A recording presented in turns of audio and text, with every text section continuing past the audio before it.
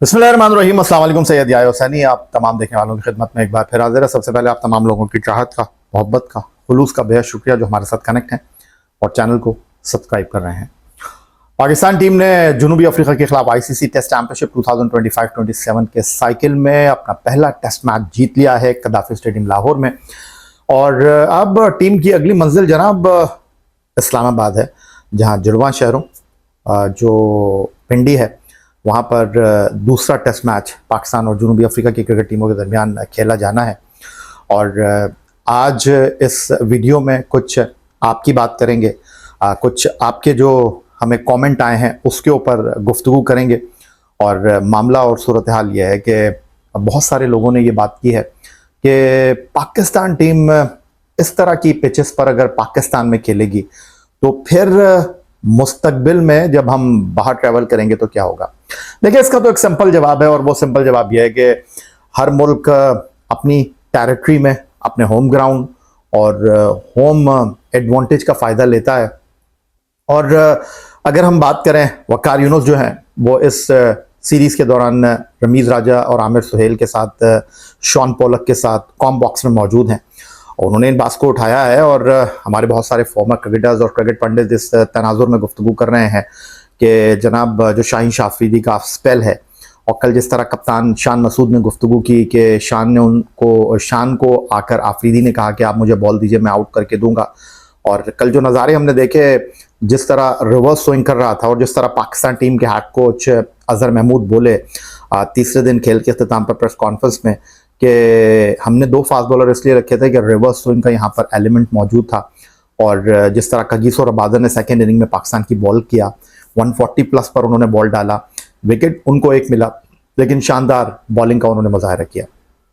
तो बहुत सारे लोग जो ये बात कर रहे हैं कि जी अगर आप इस तरह के पिचेस बनाएंगे तो नोमान का क्या फ्यूचर है, ही इज़ नाउ 39। और हमारे जो फास्ट बॉलर हैं, एक ज़माना था हमारा फास्ट बॉलिंग का एरा था, वो किधर जाएगा। देखिए, बात बिल्कुल ठीक है, लेकिन इस वक्त जो पाकिस्तान के पास रिसोर्सेज हैं और जो पाकिस्तान की लास्ट आईसीसी टेस्ट चैंपियनशिप में परफॉर्मेंस रही है, 9 टीमों में हम 90 नंबर पर रहे थे। तो इस बार सबसे इम्पॉर्टेंट चीज़ जो है वो by hook and by crook चीज़ों को अपनी दस्तरस में करना है। और पाकिस्तान की इस साइकिल में एक मुश्किल सीरीज़ है। नेक्स्ट ईयर हम इंग्लैंड 3 टेस्ट मैचों के लिए जा रहे हैं और इन 2 सालों में हमारी वाहिद 3 टेस्ट मैचों की सीरीज़ है। अदरवाइज हमें जनाब जनूबी अफ्रीका के खिलाफ जो मुश्किल सीरीज़ थी वो अपने होम ग्राउंड पर खेलने को मिल रही है।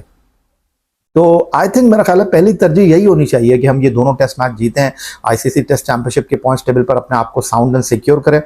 बाकी ये जो चीज़ें हैं कि जनाब इन कंडीशंस में हम किस तरह यूटिलाइज करते हैं, अगर हमारे पास शाहीन आफरीदी जैसे तगड़े फास्ट बॉलर हों तो फिर हम इस तरह की पिचेस के ऊपर तो नहीं खेलेंगे।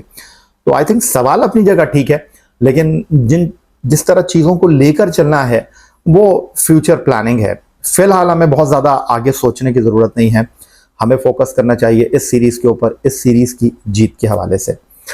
फिर जो एक बात है पाकिस्तान टीम की बल्लेबाजी को लेकर कि पाकिस्तान टीम के जो बल्लेबाज हैं वो गैर जिम्मेदारी का मुजाहरा करने के बाद सेकेंड इनिंग में आउट हुए। हम 160 प्लस पर दूसरी इनिंग में पवेलियन लौट गए। वो तो अगर 109 रन की पहली इनिंग की बरतरी ना होती तो शायद हालात, सिचुएशन मुख्तलिफ होती, इसमें कोई दो राय नहीं है। और उसकी बुनियादी वजह यह है कि जिस तरह आप लोगों ने बात की और जिस तरह बहुत सारे लोगों ने कहा कि जी हमारे जो क्रिकेटर्स हैं वो फर्स्ट क्लास क्रिकेट नहीं खेलते, बिल्कुल ठीक कहा आपने।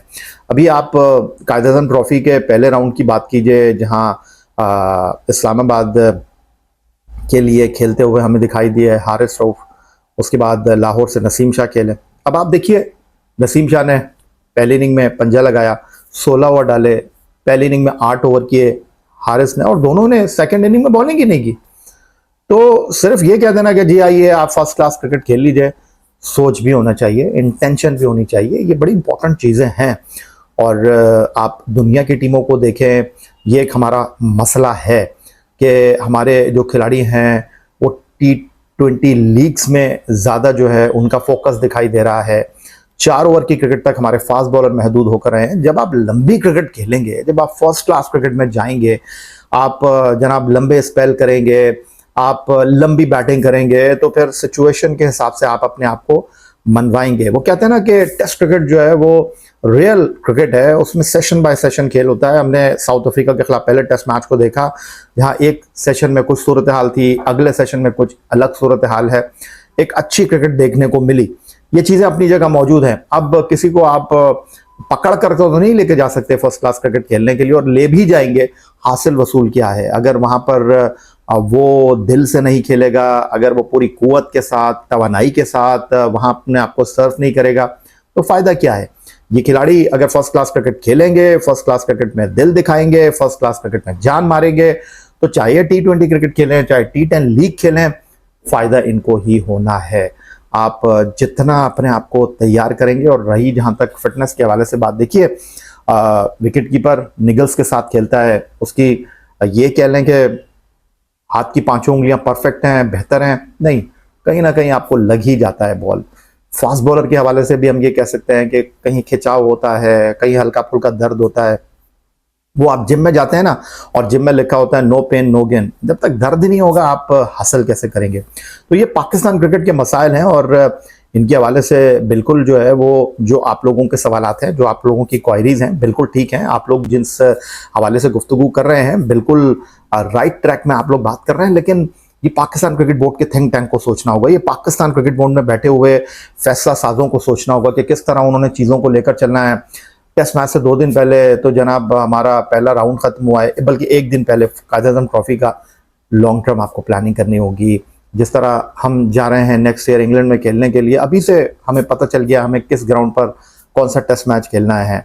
और अभी हमारे पास आने वाली सीरीज में हमें डेट ही नहीं पता कि कौन कब कहाँ किस मैदान पर हमसे खेलेगा। हमारे पास तो चीज़ें देन एंड देयर डिसाइड होती है ना, टीमें जहाज में बैठ रही होती हैं, हमारा शेड्यूल आता है। तो इन चीज़ों में थोड़ा सा जो है वो आपको होमवर्क करने की ज़रूरत है, इन चीज़ों में थोड़ा सा आपको प्लानिंग करने की ज़रूरत है।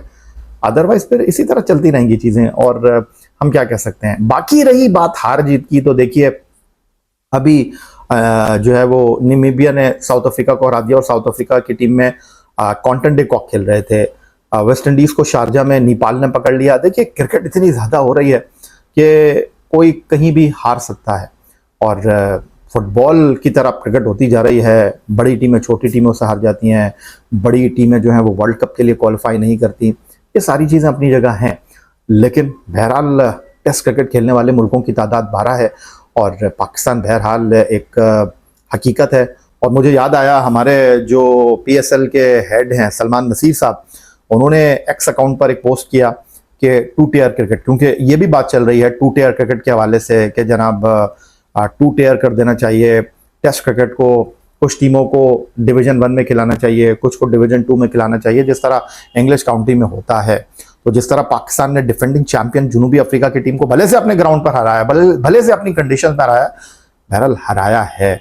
आप पाकिस्तान को कैसे 2 टियर में कर सकते हैं यार, कैसे आप ये सोच सकते हैं। इंटरनेशनल क्रिकेट काउंसिल को अगर 2 टियर वाला ये कॉन्सेप्ट लेकर आना है तो लेकर जाएं। व्हाइट बॉल क्रिकेट में भी पाकिस्तान इंडिया खेलेगा ही नहीं, तो फिर आप कैसे रेवेन्यू जनरेट करेंगे। तो ये वो चीज़ें हैं जिसको सोचने की और समझने की ज़रूरत है। बाकी जहाँ तक रही टीम में तब्दीलियों के हवाले से बात, तो एक चीज़ बहुत वाज़ेह तौर पर दिखाई दे रही है, राइटिंग ऑन द वॉल है कि हमारी टीम में एक तब्दीली जो है वो होती हुई दिखाई दे रही है। और वो तब्दीली वाज़ेह तौर पर जो नज़र आ रही है हसन अली की शक्ल में, कि मुझे नहीं लगता कि वो सेकंड टेस्ट मैच खेलेंगे। शाहीन आफरीदी जो है उन्होंने तो तमाम बॉक्सेस को टिक किया है। और देखिए भले से उन्होंने इतनी लंबी बॉलिंग नहीं की, लेकिन टेस्ट क्रिकेट में जान मारना, टेस्ट क्रिकेट में बॉल डालना, फ़ायदा होगा शाहीन आफरीदी को। PSL के 2 टाइटल कलंदर को उन्होंने जिताया, बट उनकी बॉलिंग में वो काट दिखाई नहीं दे रही थी, उनकी बॉलिंग में वो स्विंग नज़र नहीं आ रहा था। और जो इम्पोर्टेंट पहलू है वो ये है कि कगिसो रबादा ने नए बॉल से जो है वो तेज़ बॉल डाला है, शाहीन आफरीदी ने जो है वो पुराने बॉल से बॉलिंग की है। तो सबसे अहम बात यह है कि उन्होंने तो बॉलिंग ही नहीं की थी जब पाकिस्तान ने सेकंड इनिंग शुरू की। हसन अली और नोमान बॉलिंग करने के लिए आए, और चौथे दिन जो है वो शाहीन आफरीदी जो है वो बॉल डालते हुए दिखाई दिए। तो चीज़ें आई थिंक मेरा ख्याल है कि जीत आपको जो है वो बहुत सारे सवालों का जवाब दे देती है। तो सबसे इंपॉर्टेंट चीज़ ये है कि आपकी टीम जीती है, और जीत से बढ़कर कोई चीज़ होती नहीं है। तो गुड लक टीम पाकिस्तान, और आपके साथ गुफ्तगू और बातचीत का ये सिलसिला जारी रहेगा। कुछ आप लोगों के सवालात थे, कुछ आप लोगों के ख्यालात थे, कुछ आप लोगों की बातें थी, तो मैंने कहा कि आप लोगों की ही बात कर लेते हैं, क्योंकि आप हैं तो हमारी ये वीडियोस जो हैं वो जनाब आप ही लोगों के लिए होती हैं। तो आज की इस वीडियो में इतनी ही गुफ्तगू। अपना बहुत ख्याल रखिएगा और चैनल को सब्सक्राइब करना नहीं भूलिएगा। अल्लाह हाफ़िज़।